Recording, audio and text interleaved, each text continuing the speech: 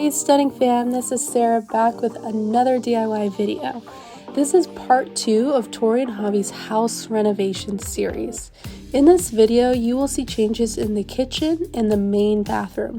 We would like to thank all of those that helped with all of these projects, as many of our friends and family came together, including siblings, in-laws, parents, and friends that are basically family. Tori and Hobby hired Home Depot to install the countertops, so you will not see this filmed, but you did just see us taking apart the old countertop in preparation for the new one.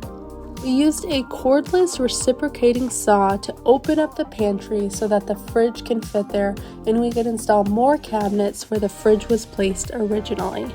Next up is renovating the shower. We cut out the shower and fiberglass tub, which was not filmed. We installed the new shower pan and drain.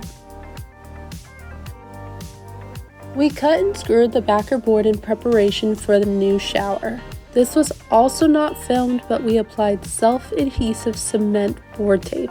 This is used as reinforcement for the cement board joints to stay together. Next, we applied aqua defense in order to keep the shower waterproof and to protect the adjacent floors and doors from water damage. Tori bought a gallon size from Lowe's, and my father-in-law used it for his shower as well. They only sold it in gallon size, so she still has some left over. Next, we cut the white subway tile and applied power grab tub surround construction adhesive to secure the tile to the backer board. We also applied shower and tub caulking for the seams to prevent leaks, mold, and mildew. The last step was installing the chrome sliding glass doors with frosted glass. The final project completed that will be shown in this video series is the space mural that Tori painted in her son's room. First, she drew a basic picture of her vision on a regular sheet of paper. She did this so that she could better prepare for the spacing of the various space objects. Once she had her vision on paper, she freehanded the drawing with a pencil. She used acrylic paint to paint all of the objects, and she also used a Sharpie to create an outline. She used watered down black to create the gray moon.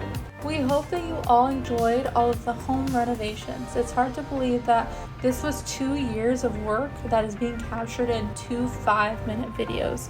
We are so happy that we do YouTube so that we can not only show others our work, but also look back and reminisce upon all of our hard work that we poured into these projects and see our visions come to life in real time.